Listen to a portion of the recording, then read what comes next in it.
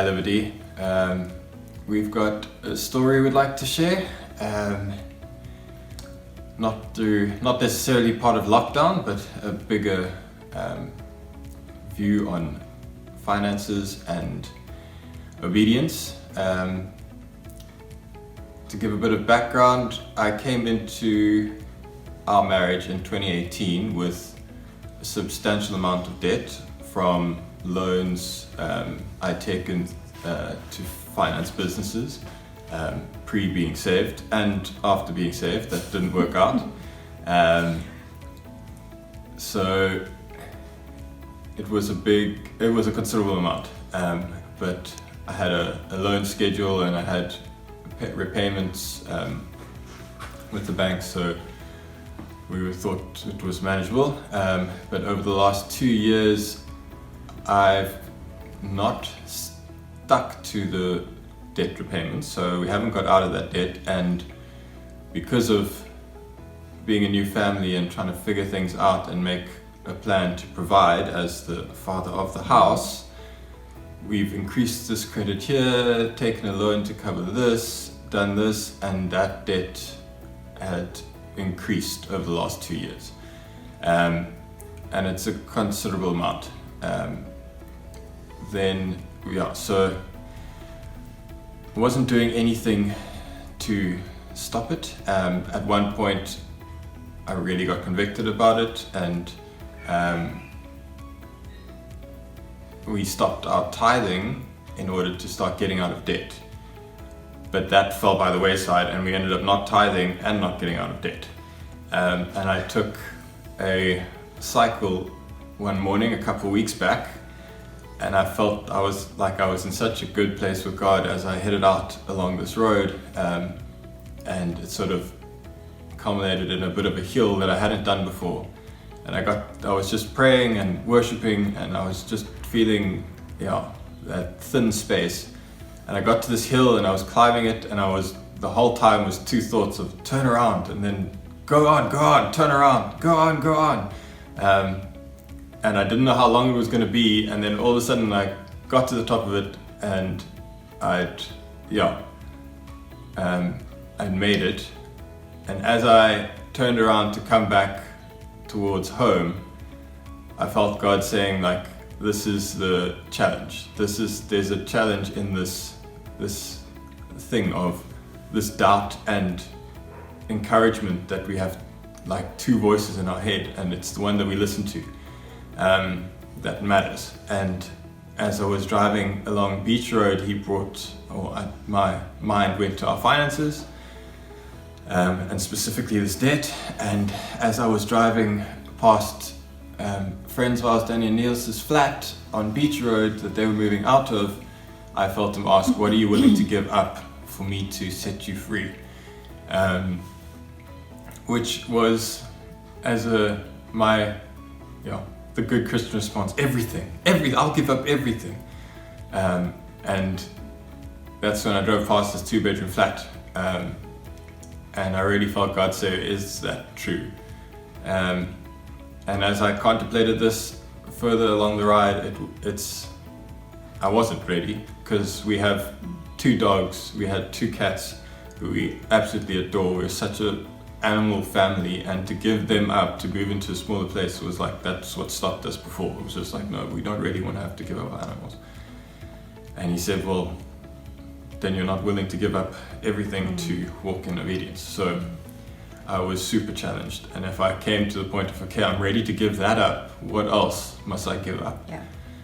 And I got home, and it was just, I was sitting having breakfast waiting for Nikki to get home from dropping the kids.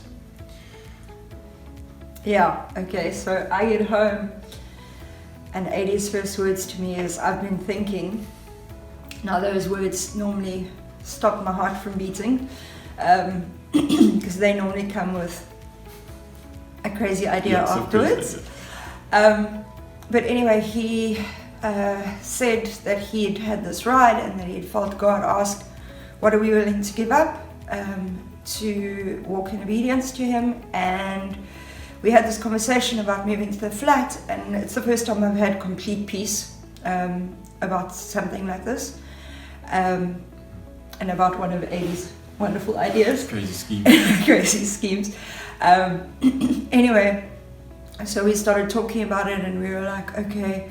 The next thing, Adi comes out of the braai room where he's working and says to me, okay, we're going to go look at the flat at 12.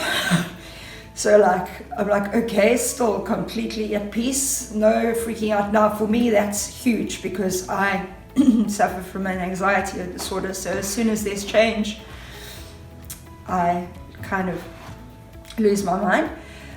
Anyway, we went to go look at the flat, and we were like, okay, we're going to do this, and we put it in an application, but at the same time, we're under debt. I'm under debt review. Adi's got all of this debt. We're like, oh, you know, all we can do is try. And we put it in, and an hour later, we found out that we had been approved for the to become the new tenants of the flat.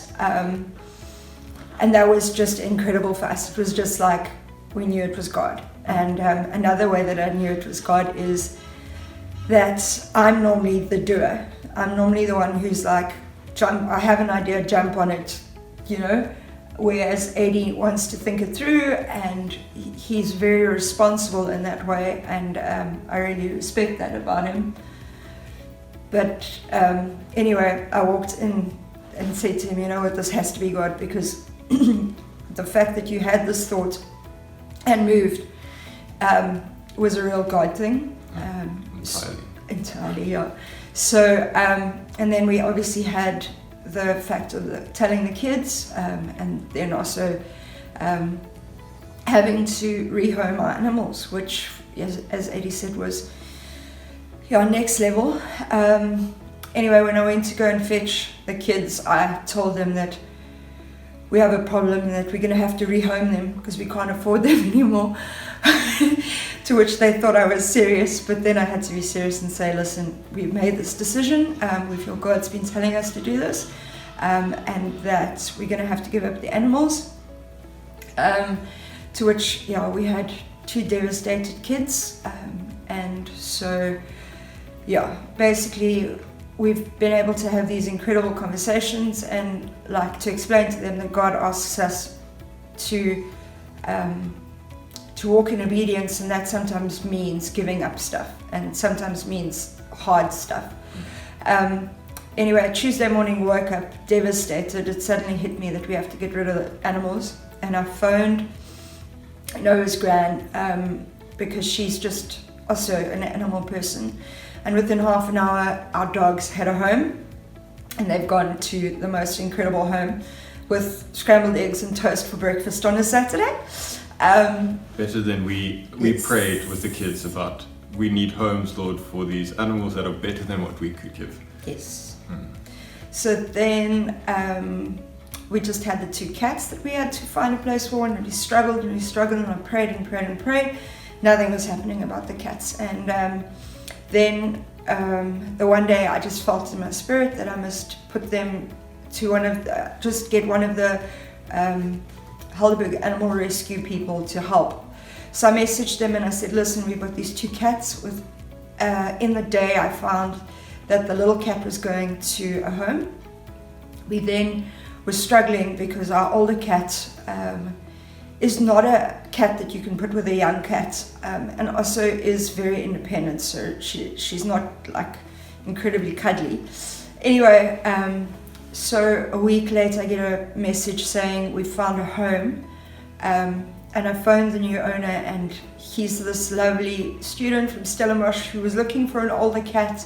They live in an incredible flat with a garden, so he came to fetch her on Thursday, and it was just such a God thing because they are just the right fit. Him and his girlfriend are just the right fit for her. I went on Sunday because I was in Stellenbosch and ended up having coffee with them at their flat so that I could see where she was staying, and it was just incredible, and the boys also got to see where she is. So God has just been so kind to us in this. He's just opened doors and closed doors and made ways and provided and all sorts of stuff in our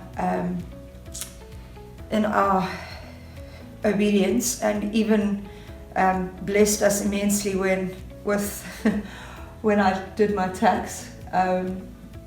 So we were able to tithe on that, which was incredible, that feeling of like release, because we knew we had done what God had asked us to do. And yeah, so that was the big thing.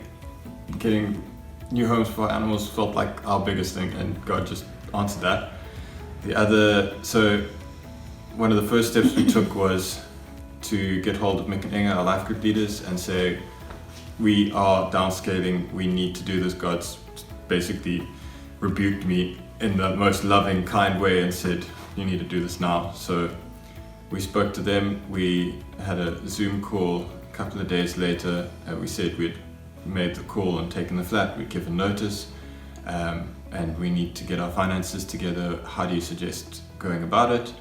And yeah, from that conversation, Wes Junior's name came up from Newgen, and he suggested we sit with him. And then also from that conversation, it became apparent that we didn't need to complicate it. We've been given Mick and Inga because of exactly who they are. They're just straightforward, down the line. If we like, they're our accountability. So barring everything else, we made an arrangement that we will meet once a month with them and speak about our finances and keep it in the light. I think that's the biggest thing God said was, bring this all to the light so he can deal with it, which was the hard thing with finances, because that's the pride of man, to say that I'm okay. I'm not okay. So bringing that out was super good, and it was great that it was just so easy to speak to them about it. We then met with Wes, and we had a 2-3 hour conversation on a Saturday, and he just went through our budget. He just gave his opinion on all these line items, and then when we got to the debt, he said, look, you've got this, if you can consolidate with your grandfather who's giving you such a good interest rate, you're going to pay off less, you're going to get out of it less, it's just wiser to do it that way. And I'm like, last time I took loan from my grandfather, he wrote into the contract that we are aware that this loan is a giant millstone around our neck. So he was very hard about this investment, but he did give it to us because he believed in the business, and we did too. But anyway, I was very scared of going to ask him for more money. So between that conversation, we took what Wes told us, we cut out, we obviously downscaled to a new place. We cut out our cleaner, our gardening service, our animals, our insurance. We dropped any extra debit orders that weren't necessary, we dropped. We cut our food budget right down. We cut our entertainment budget right down. We bought the Liberty Hope basket, which Lib Care is providing, and that's to get into that whole way of cooking was completely new to us as well. I'm definitely not someone who enjoys the kitchen, and Nikki's having 2 kids was always what's easiest works as a single mom. So taking that was a great thing. I'm starting to enjoy cooking at the moment. And I can cook. So just on that side, it's a whole challenge to live more modestly on a grocery side. So we took all these steps, and then I put our debt plan in place of, if we paid it all as a snowballing effect, one by one each month, when would we come out, and taking, once one's paid off, put it into the next, which was wisdom that I felt God had given me through my parents and through other people I'd spoken to about who'd done a similar thing. And then we went to sit with my grandfather, and I didn't take any documentation or ideas. I just needed to tell him where we were and apologize to him because I hadn't been repaying him as much as I should have. I'd been missing payments and taking it for granted that he wasn't going to do anything about it, which made me feel extremely guilty to the point that I didn't really want to go visit him because I didn't want to talk about it. And my grandfather's very hard. He's worked very hard to get where he is, and he's a very hard man. So it was more about coming right with him, and we sat and had a breakfast, and I told him about everything we're doing, about downscaling and reducing all these things so that we can get to like sustainably paying our debt back. But there's also another option where if he would forward us the balance of the loans at the bank, we could take those out because they're at such high interest rates, and then we could just pay him and one credit card back. And yeah, he was super receptive to the idea. He really, I think, valued our coming to him like that. And by the end of the day, he said that's fine. He'll do that. He's happy to do that. And he's also going to drop the interest rate. So instead of paying, I'd offered him a higher interest rate on the amount so that he would get more out of it. And he just dropped it. He just said, you pay me this, and take it from there. Which was huge and was overwhelming for us, because God's just like, you've taken this step and I'm just going to work everything out for your good. Yeah. So that's where we are right now. We're in the middle of it. This is the first, like, we're busy moving at the end of this month. Yes. It's by no means a magic wand that everything's better. We are having to make sacrifices. The kids are definitely feeling this, but we're having conversations with them about this all the time. Yeah. Just keeping it all in the light. And so much so that my very unbelieving boss, who I brought this up, I've now fostered such a great relationship with him, which God has just moved. We had a conversation pre-going to my grandfather, and I told him about what we were doing and downscaling and things like that, and he's like, he's going to see what he can do to help, which we still have to see what he can do. But when I spoke to him yesterday, he's like, oh no, we inspired him to sort out his debt stuff as well. And so it was just, this kind of thing is infectious. When God moves and we're obedient, we are in awe of what he does to it, and how the ripple effects of it are just huge. And it's by no means what we as humans do. It's just, he talks, and if we listen, then he just showers. He just blesses that obedience. And appreciate you listening for however long this has been. We try to keep it short, but it's very hard. It's a super big story for us, and we are only at the beginning. So we would appreciate your prayers. We appreciate your love and community, and being able to share this without feeling any shame or hindrance. Like, this is life, and I think so many of us go through so much hardship that we keep hidden, and it's awesome and so freeing to be able to share this kind of story and just be open-handed with it. Thank you for listening. We love you all. Hi guys, love you lots. Bye.